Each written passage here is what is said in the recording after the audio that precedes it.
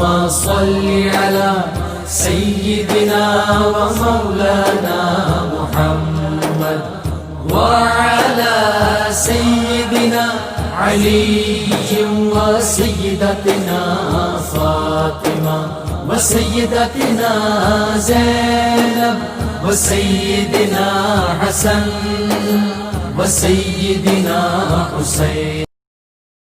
اعوذ باللہ من الشیطان الرجیم. بسم اللہ الرحمن الرحیم. الحمد للہ رب العالمین والصلاة والسلام علی اشرف الانبیاء والمرسلین واہل بیتہ الطیبین الطاہرین المعصومین. اما بعد. سورہ مبارکہ یوسف آیت نمبر 23 سے آیت نمبر 23 سے 30. گزشتہ صفحے پر ہم یہاں تک پہنچے تھے کہ بالآخر یوسف علیہ السلام مصر پہنچ گئے اور وہاں پر عزیز مصر نے اپنی زوجہ سے ان کے لیے خاص اکرام کی سفارش کی اور یہاں تک کہا کہ ہم اسے اپنے لیے فائدہ مند سمجھتے ہیں، ممکن ہے کہ یہ ہمیں فائدہ پہنچائے یا ہو سکتا ہے کہ ہم اسے اپنا بیٹا بنا لیں. اس سے آپ اندازہ کر سکتے ہیں کہ حضرت یوسف علیہ السلام کی اس وقت عمر کم تھی اور ظاہر ہے کہ یہ ویسے بھی سیاق اور سباق سے سمجھ میں آتا ہے، تفاسیر سے سمجھ میں آتا ہے. مگر ہوا کیا؟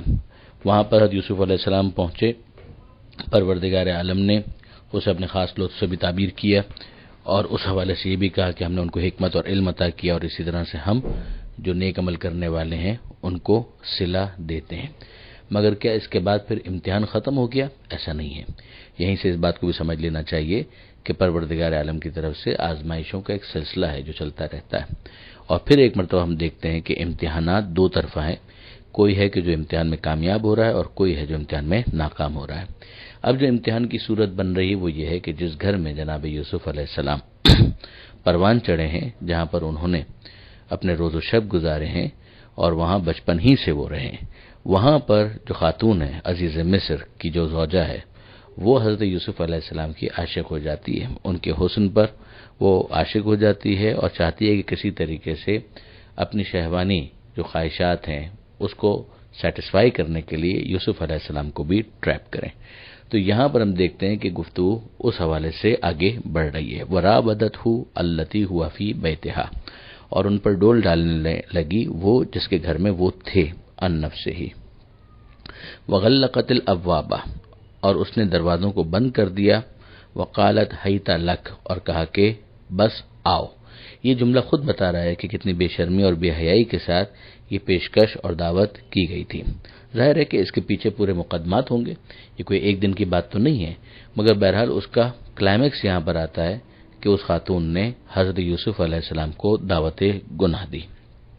قال، حضرت یوسف علیہ السلام فرماتے ہیں معاذ اللہ، ہے اللہ کی پناہ. یہیں سے اندازہ ہوتا ہے کہ یوسف علیہ السلام جیسے ہی اس کی طرف سے اس بات کا اظہار کیا گیا اس کام سے بیزار تھے، اور نبی کی شان بھی یہی ہے، بلکہ ایک بندہ مومن کی شان بھی یہی ہے. تو جناب یوسف علیہ السلام نے فوراً کہا معاذ اللہ، ہے اللہ کی پناہ، انہ ربی احسن مثوایا.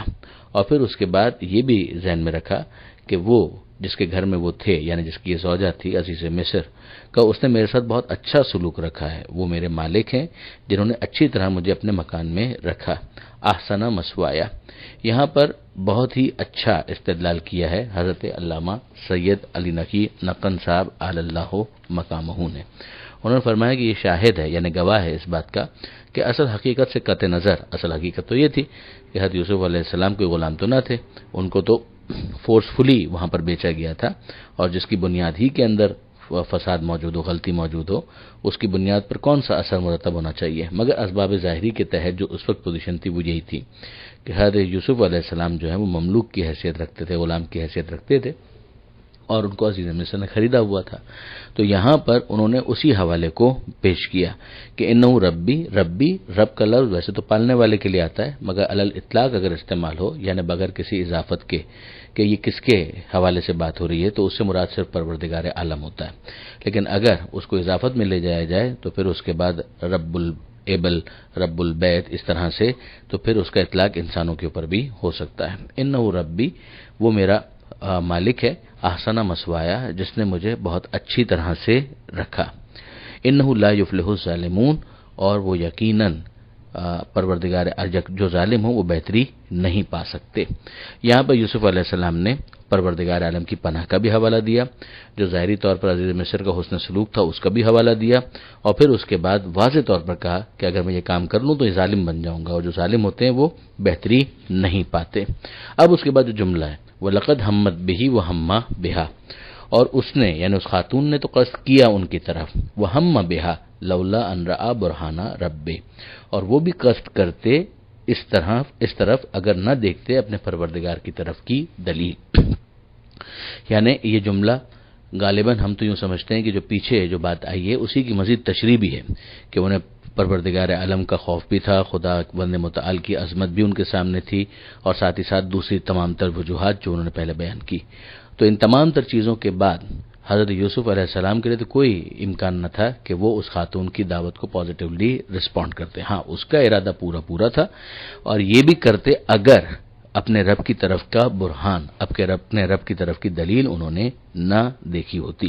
اس دلیل کی جو فردر ایلابریشن ہماری کتابوں کے اندر آئی ہے وہ یہ ہے کہ جس موقع پر زلیخا، جو نام آیا ہے عزیز مصر کی زوجہ کا، جب اس نے حضرت یوسف علیہ السلام کو دعوت گناہ دی تو اپنے بت کے اوپر پردہ ڈال دیا، اور یوسف علیہ السلام نے پوچھا کہ اس کا کیا مطلب ہے، تو اس نے کہا کہ اس کی میں پرستش کرتی ہوں، کام میں برا کرنا چاہتی ہوں، تو میں نہیں چاہتی کہ اس عالم میں یہ برا کام کروں کہ میرا خدا مجھے دیکھ رہا ہو، لہذا میں نے اس کے اوپر پردہ ڈال دیا تاکہ وہ مجھے نہ دیکھے۔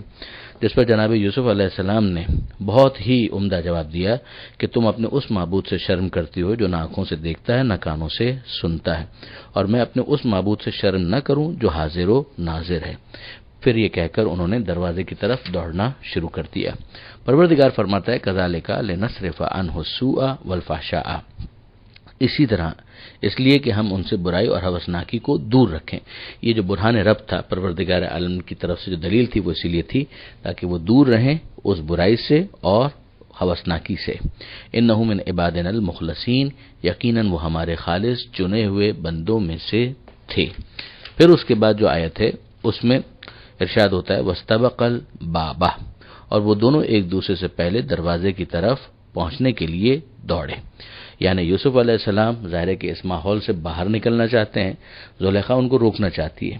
وقدت قمیصہ من دبر، دروازے کھلتے چلے گئے اور جناب یوسف علیہ السلام کا جو کرتا تھا اس کو پیچھے سے زلیخا نے لمبائی میں پھاڑ دیا۔ قمیصہ من دبر والفیا سیدہا لدى الباب، اور ان دونوں نے وہاں پر دیکھا عزیز مصر کو، اس کے شوہر کو، جو زلیخا کا شوہر تھا عزیز مصر، اس کو انہوں نے دیکھا۔ وَأَلْفَيَا سَيِّدَهَا لَدَى الْبَابِ، قالت، اب ظاہر ہے کہ جب اس نے یہ دیکھا کہ یوسف علیہ السلام اور زلیخا دونوں دروازے کے اوپر کھڑے ہوئے ہیں تو اس کے ذہن میں بہت سے منفی خیالات آنا شروع ہو گئے۔ تو اس موقع پر زلیخا نے بالکل دوسرا انداز اختیار کیا اور سارا الزام جناب یوسف علیہ السلام کے اوپر ڈال دیا، اور جملہ کہا کہ ما جزاء من ارادہ بِأَهْلِكَ سُوءًا، کہ اس کی سزا کیا ہونی چاہیے جو تمہارے اہل کے ساتھ، تمہاری بیوی کے ساتھ برا سلوک کرے یا برا ارادہ کرے، اس کے ساتھ کیا سزا کا معاملہ ہونا چاہیے، الا ان یسجن او عذاب علیم، مگر یہ کہ یا اسے قید کر دیا جائے زندان میں یا اسے دردناک عذاب کا شکار بنایا جائے۔ قال، حضرت یوسف علیہ السلام نے اپنی صفائی پیش کی اور کہا ہی راودتنی عن نفسی، کہ میں نے کچھ نہیں کیا بلکہ اس نے مجھ پر ڈول ڈالے، یعنی اس نے مجھے ٹریپ کرنے کی، سیڈیوس کرنے کی کوشش کی۔ عن نفسی، اب اس موقع پر ظاہر ہے کہ دو موقف آ گئے اور پولرائزیشن ہے۔ زلیخا یہ کہہ رہی ہے کہ یوسف علیہ السلام کا برا ارادہ تھا، یوسف علیہ السلام یہ کہہ رہے ہیں کہ یہ زلیخا ہے کہ جو ذمہ دار ہے اور یہ مجرم ہے۔ اس موقع پر فیصلہ ہو تو کیسے ہو؟ اس موقع پر ایک گواہی دینے والے نے گواہی دی، یا یوں کہیں کہ فیصلہ کرنے والے نے فیصلہ کیا۔ یہ فیصلہ کرنے والا کون تھا اس کے بارے میں ہے ایک قول یہ ہے کہ ایک دودھ پیتا بچہ تھا، اور اعجاز قدرت سے پروردگار عالم نے اس موقع پر اس کو قوت گویائی عطا کی کہ وہ حضرت یوسف علیہ السلام کے حق میں گواہی دے۔ ایک دوسرا قول یہ ہے کہ اسی قبیلے کا کوئی بہت ہی صاحب فہم و فراست، صاحب عقل، دانشمند کوئی شخص تھا کہ جس نے اس بات کو بیان کیا۔ اچھا، یہاں پہ جو فیصلہ ہو رہا ہے اس فیصلے کے اندر ایک عقلی قرینے کو پیش کیا جا رہا ہے۔ ہمارے علماء کرام نے ایک صحیح بات اس کے اوپر بہرحال ایک کوشچن تو ریز کیا اور بالکل مناسب، اور اس کے اندر لاجک بھی ہے کہ اگر وہ بچہ ہوتا تو اس کا صرف کہہ دینا کافی ہونا چاہیے تھا، اسے کسی عقلی قرینے کو پیش کرنے کی ضرورت نہیں تھی، اس لیے کہ اس کا کہنا ہی بالکل ایک ایکسٹرا آرڈنری میٹر ہوتا ہے، ایک آؤٹ آف دا وے جا کر ایک اس کی گواہی ہوتی، ایک روٹین کی گواہی نہ ہوتی، اس لیے کہ دودھ پیتے بچے تو نہیں بولتے، اس کا بولنا جو ہے وہ خود ایک معجزہ بن جاتا، ایک دلیل بن جاتا۔ تو بہرحال دونوں اقوال موجود ہیں۔ اب آئیے ہم ذرا دیکھتے ہیں کہ اس نے فیصلہ کیسے کیا۔ اس نے جو فیصلہ کیا اس کے لیے جو عقلی قرینہ یعنی سپورٹ کے اندر پیش کیا وہ یہ ہے کہ ان کان قمیصہ قد من قبل فصدقت وہو من الکاذبین، کہ اگر یہ قمیص جو ہے وہ سامنے سے پھٹی ہے تو پھر اس کا مطلب یہ ہے کہ یہ زلیخا صحیح بول رہی ہے اور یوسف علیہ السلام معاذ اللہ جھوٹوں میں سے ہیں، اس لیے کہ اس کا مطلب یہ ہے کہ تجاوز یوسف علیہ السلام کی طرف سے ہے اور اس نے اپنا بچاؤ کرنے کے لیے سامنے سے جب بچانے کی کوشش کی اپنے آپ کو اور ریزسٹ کیا تو یوسف علیہ السلام کی قمیص جو ہے فرنٹ سے سامنے سے پھٹ گئی۔ وَإِن كَانَ قَمِيصُهُ قُدَّ مِن دُبُرٍ، اور اگر اس کی قمیص پیچھے سے پھٹی ہوئی ہے فَكَذَبَتْ وَهُوَ مِنَ الصَّادِقِينَ، تو پھر زلیخا جھوٹی ہے اور یوسف علیہ السلام سچوں میں سے ہیں۔ یعنی بات سمپل سی ہے کہ اس کا مطلب یہ کہ یوسف علیہ السلام تو اسکیپ کر رہے تھے، کسی طرح سے یہاں سے نکلنا چاہ رہے تھے، وہ پیچھے سے بھاگ رہی تھی ان کو روکنے کے لیے، اور اس کا نتیجہ یہ نکلا کہ یوسف علیہ السلام کی قمیص جو ہے وہ پیچھے سے پھٹ گئی۔ فَلَمَّا رَأَىٰ قَمِيصَهُ، تو جب دیکھا اس نے ان کی قمیص کو قُدَّ مِن دُبُرٍ کہ یہ تو پیچھے سے پھٹی ہوئی ہے، قَالَ، تو اس نے کہا اِنَّهُ مِن كَيْدِكُنَّ، کہ یہ یقیناً تمہاری مکاریوں میں سے ہے، تمہاری چالوں میں سے ہے، سازشوں میں سے ہے۔ ان کیدکن عظیم، یقیناً تم عورتوں کا مکر و فریب بہت بڑا ہوتا ہے۔ یوسف اعرض عن ھذا، اے یوسف اب اس بات کو جانے دو، درگزر کرو۔ انکی واستغفری لذنبک، اور اے زلیخا تم اپنے گناہ کے لیے مغفرت طلب کرو۔ انکی کنت من الخاطئین، یقیناً تم خطا کاروں میں سے ہو۔ اب ظاہر ہے کہ اس جگہ پر ہم واپس دیکھیں کہ جو معاشرہ ہے، جو ماحول ہے ایلیٹ کلاس کا، تو اس میں عزیز مصر نے اس بات کو پسند نہیں کیا کہ اس بات کا چرچا ہو، لوگوں کے درمیان ذکر ہو، لہذا اس نے اس بات پر اصرار کیا یوسف علیہ السلام سے کہ تم اگنور کرو، درگزر کرو، اور اس کو ریسپانسبل بھی ٹھہرایا اور یہ کہا کہ یہ تمہاری طرف سے ایک بہت بڑی غلطی تھی، نہیں کرنا چاہیے تھا تمہیں، لہذا اپنی اس غلطی کے اوپر استغفار کرو۔ مگر یہ باتیں اس معاشرے کے اندر، ماحول کے اندر چھپتی نہیں ہیں، خاص طور پر ایلیٹ کلاس کے اندر اس طرح کی چیزیں اشرافیہ کے اندر بہت تیزی کے ساتھ پھیلتی ہیں، 1 سے 2 اور 2 سے 4 اور 4 سے 8 اور پھر اس کے بعد یہ پھیلتی چلی جاتی ہیں۔ تو اب وہاں پر جو اسی طبقے کی جو دیگر خواتین تھی، اسی ایلیٹ کلاس کی، طبقہ اشرافیہ کی، ان کے درمیان یہ چرچا ہو گیا۔ وقال نسوۃ فی المدینہ، اور عورتوں نے، شہر کی عورتوں نے یہ کہنا شروع کر دیا، باتیں ہونے لگی ان کے درمیان، امرأۃ العزیز تراود فتاها عن نفسه، کہ جو عزیز مصر ہے اس کی جو بیوی ہے وہ اپنے جوان کو، یعنی جو اس کے پاس کام کرتا ہے، اس کو اپنی طرف راغب کرنے کی کوشش کر رہی تھی، اس کے اوپر ڈول ڈال رہی تھی۔ قد شغفها حبا، یقیناً اس کی محبت نے اس کے دل کی گہرائیوں میں اثر کیا ہے۔ انا لنراها فی ضلال مبین، یقیناً ہم تو دیکھ رہے ہیں کہ وہ کھلی ہوئی گمراہی میں مبتلا ہے۔